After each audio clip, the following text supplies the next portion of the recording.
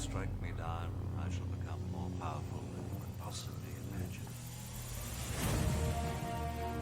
Hey everybody, this is Bulldog, and I'm super excited about this video. I've been waiting several days to be able to put this together. Huge shout out to JediMasterWat for recording this in Grand Arena, taking a little bit of a risk for me and sending me this footage. He's from our guild, Tempered Titans, so huge thank you for getting this done for me so I can show everybody how to use Darth Vader to solo Geonosians. So first off, let's get in here and look at how you should mod Darth Vader.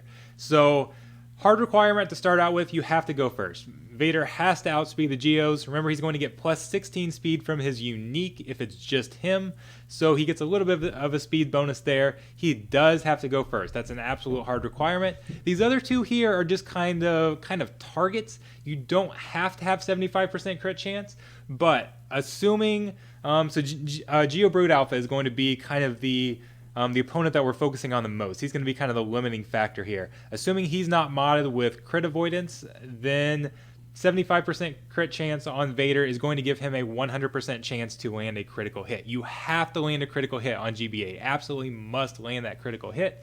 Vader's going to get 25% crit chance from his new unique, so that's why we want 75% crit. So if you go into it with 65% critical chance, there's still a good chance it's going to work for you, but that leaves a 10% chance that you don't land a critical hit, and then the run's going to go south very quick. So that, as far as hitting that critical chance mark, that just based on how much RNG you want to play with there. And then with potency, potency can vary a little bit depending on how much tenacity is on the opposing Brood Alpha. Remember, we've got to land debuffs because that's going to increase the damage of Vader's Saber Throw. And GBA has a very high tenacity. His base tenacity with his unique is essentially 110%. So there's always going to be a 15% chance to resist. So that's why I've said 95% potency here will give you the max chance to land debuffs against a low tenacity GBA. If somebody's modded their Brood Alpha for tenacity, you might want a little bit more potency here. But again, it's something where the more potency you have, the less risk there is, but you can still run it with lower potency, lower crit chance. This example that we've got here is again with JediMasterWat. Let's get into this. It's only against the G12 Geo squad. You can work against relic Geos. It absolutely can, but finding somebody to risk running this for the first time in Territory Wars or Grand Arena against a higher relic squad was not easy, and we don't have Vader modded appropriately for this because he had no idea he was going to run this. He was not preparing to run this in Grand Arena, and obviously you can't change mods, but he's got some potency there. Crit chance is only 56%, so he took a risk. I really appreciate him taking this risk. There was basically works out a 20% chance this could have gone wrong, even though you're going to see that it's overkill. Relic 3 Vader against the Gear 12 Geonosians. It can work against higher gear, or equal, I should say, like a G13 team. It can work against basically equal gear, we're finding. So obviously start out with a new ability with your Force Crush. First thing, target Stunfac. That is very important. Target Stunfac here, because that cannot be countered, and if we use the basic on Sunfac instead and he counters and inflicts that crit chance down, that's not good. We don't want that crit chance down. You saw that big hit on Spy. We're going after Spy first. We're getting Spy and Brood Alpha out of the way. So go through the basics, comes back around to, again, we've got this Saber Throw here on GBA, 147,000, that's huge damage. That was with 3 of the 4 possible debuffs, so he did get 1 resist in there. And then once those guys are down, you don't have that Hive Mind. You don't have a Spy who can do huge damage with those debuffs on there. So it works very well. And then if you're going up against higher Geos, they might do a little bit of damage. Somebody like Geo Soldier might go in there and get some big hits or a big hit on you. But remember, Vader's going to regain health anytime one of those dots expires, and then he's going to reapply the dot. So he can take absorb a little bit of damage and then heal himself back up.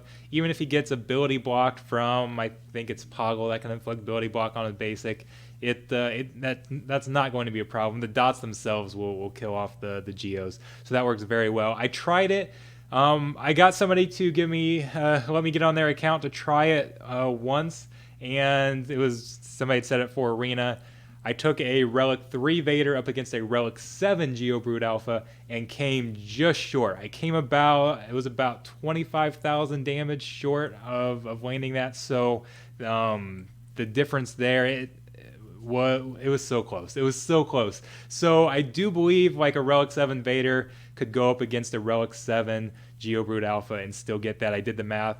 On my video it would have worked, but it would have been close.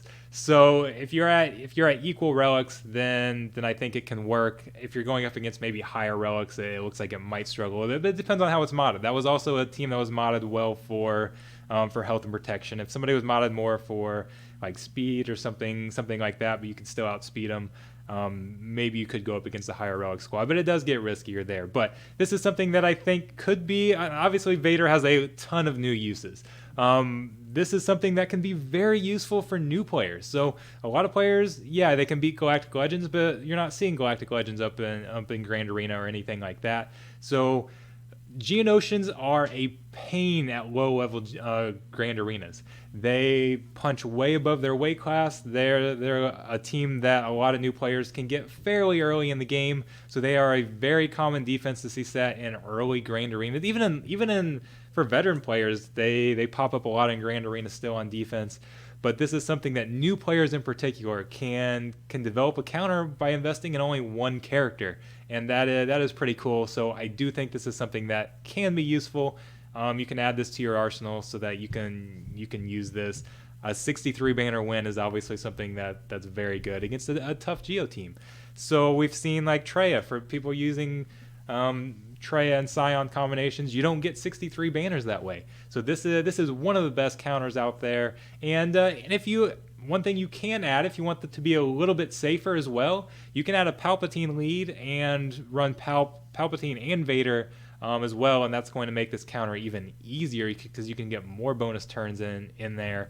You can add some stun from Palpatine if Vader doesn't get some of those hits. So that's another option you can use if you're wanting to use this, but maybe don't quite have Vader high enough or don't have him modded correctly or something like that. You can use a Pal Vader combo too. So something that it can be very useful for some people, but then it's just a lot of fun, honestly.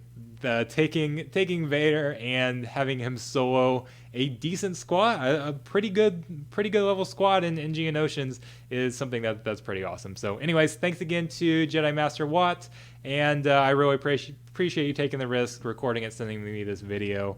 And I can't wait to do some more things. We've seen Vader. We've seen people do some awesome things with Vader already, but I think we're still going to see some more. So anyways, thank you guys very much. Enjoy the rest of the weekend.